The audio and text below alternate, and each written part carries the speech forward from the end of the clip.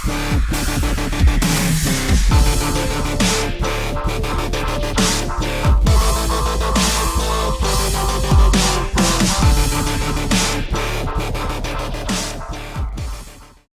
morning, Centennial. Today is May 8th, and this is Titan TV. I'm Kristen Espinosa. And I'm Katie Lynn.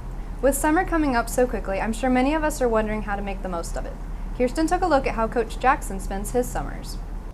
While most people spend their summers at home relaxing, our own Coach Jackson and his wife spend their time in Africa with an organization called Every Orphan's Hope.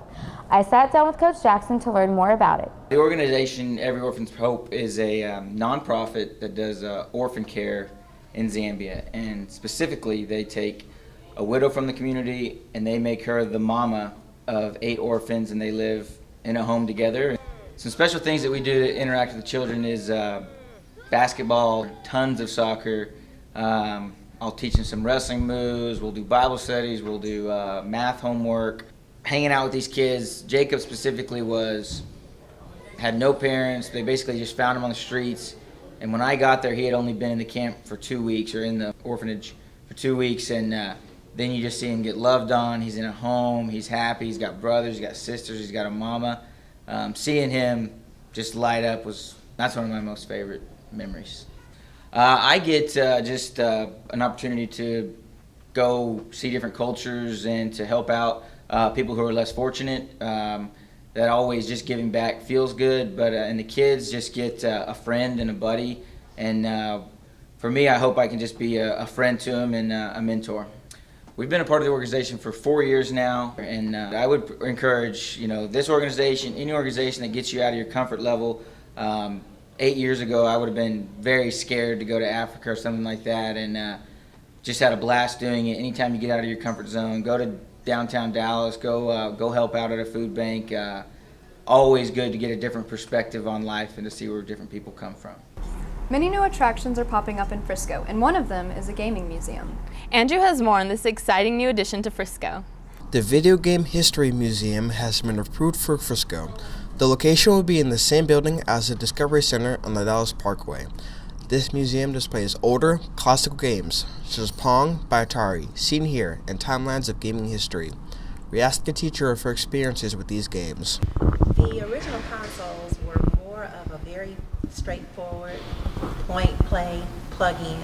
I remember playing games like Donkey Kong and being excited when Sonic the Hedgehog came out and TurboGrafx. It upped the ante. There was more vibrant color. It was all before the HD innovation, but it gave you that HD feel. And military ops games back in the day were very different. You didn't have that first person point of view like you do with a Rainbow Six, and you definitely didn't get that Call of Duty live action feel, but you had an opportunity to really enjoy yourself between that and the evolution of Nintendo and then Nintendo 64. A company known for their outrageous trick shots is here in town. Muthavira has more. Frisco is attracting new residents across the nation, and it's also attracting celebrities. YouTube star Dude Perfect, with over 5 million subscribers, moved to Frisco back in August and have established their office here in Main Street.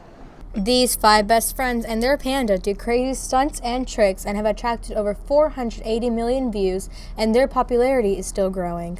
Unfortunately, due to their busy schedule, we could not get a hold of them at this moment, but we managed to get the next best thing. I'm Michael. I'm Joe. I'm Isaac. I'm Brandon. And we're Guy Average. This is how it's done. This is the Statue of Liberty.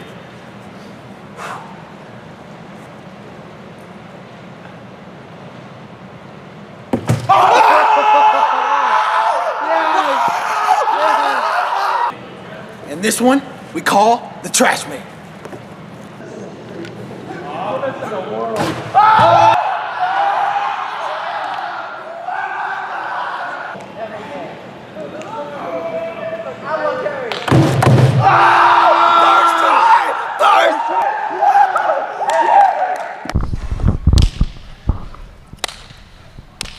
This has been Muthavira Mariah Malay, Titan TV. Last Friday and Saturday, the Sweethearts performed their spring show. Let's take a look at what went down. Last Friday and Saturday, the Sweethearts put on their 8th annual spring show. This year's performance was titled I've Had the Time of My Life, and the 2-hour spectacle included performances from the entire Sweethearts team, duets, solos, and separate group performances. Between each performance, the hosts entertained the audience with comedic acts, including a 2-minute version of Frozen. Different genres of dance were performed, including hip-hop, modern, and of course, jazz. Special performances included a routine that featured girls and guys, and a Beach Boys father-daughter dance performed by all of the senior sweethearts and their dads. This year's spring show was very memorable and a huge success. Congratulations, sweethearts. I'm sure most of us here at Centennial are avid Netflix users. But Netflix and similar TV and movie streaming services are replacing cable providers. Brody has more. With the overwhelming success of subscription services such as Netflix, Hulu, and HBO Go, cable services are starting to become a thing of the past. With all the content flooding out of these services, people are slowly beginning to see the convenience and reliability and canceling their cable plans. What does this mean for cable companies and for the television industry as a whole? As these services have become more popular, cable companies are now adding them to their selection through applications on the cable box in order to keep customers from switching to another service like Google Chrome, Amazon Fire, and Roku, which allow consumers to access only these subscription services, and now some networks such as the History Channel, HBO, PBS, Showtime, Lifetime, and Fox Now. This gives the user a choice of relying on other less costly services in order to view channels that they would normally have to pay a lot more money for on a normal cable provider. But now you can watch your favorite HBO shows and ESPN without having to pay for dozens of other channels. So does this mean that these services are taking over the cable industry? We talked to a few people on their opinions on the matter. What subscription services do you use? I use Netflix. I had Netflix for the longest time, and then I just got Roku, I want to say probably a month or two ago, and I love it. Why did you replace your cable service with Netflix and Roku? Because I didn't watch TV all that much, and it didn't make much sense to be spending, 70, 80, 90, over $100 for TV that I really don't watch that much. Because I can watch older shows and older movies that they don't have out anymore. I don't have to worry about going to a store and renting it. And I can watch old TV shows that I didn't see when they first came out. I can watch them over and over. Do you prefer Netflix over cable? Yes, because I can watch it anytime. Oh, absolutely. And I like the stuff that's on Netflix. I like no commercials. That's really cool. And then the shows that I like on Netflix, when I do get time to watch TV, I like the idea that I can sit down and catch 6 episodes at once in 3 hours and not have to wait for 6 weeks. Yes, it's cheaper, I think, than cable. It's like $4 a month and you can watch all this free stuff on TV. Would you recommend that other people do what you're doing? Yeah, I really don't get the idea with cable. It's if you get all the stuff, it's upwards of $150, and you may get 800 channels, but you watch 4 of them. The only thing I really probably would have watched on cable was ESPN, and now on Roku I get at least the ESPN Watch, and so then I get my Sports Center, all that stuff. So I've got no need for cable. The Special Olympics were hosted recently at Frisco High School. Bailey has more. Last Thursday, our very own Titans had a chance to compete against other students from other schools at the Special Olympics.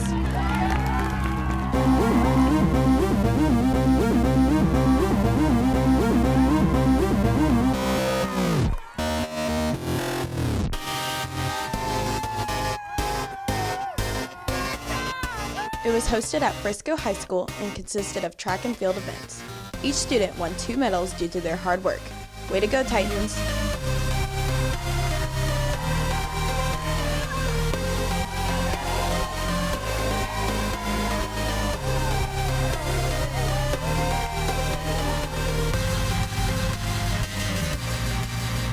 This is Bailey Johnson, Titan TV. The Student Service Committee will be hosting a shoe drive. Souls for Souls is a nonprofit organization dedicated to fighting poverty through the distribution of shoes and clothing. Shoes will be collected in your 2A classes from now until May 18th, and the class who collects the most will win an ice cream party at the end of the year. It's a bucket? Okay. Let's see. Can't go out of the country for this, but you can pretend with this slushy drink.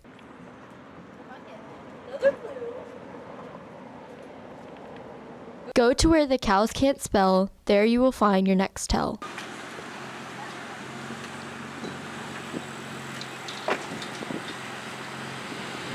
In this place, you normally find food, but on May 18th, you get your yearbook, dude. We're here.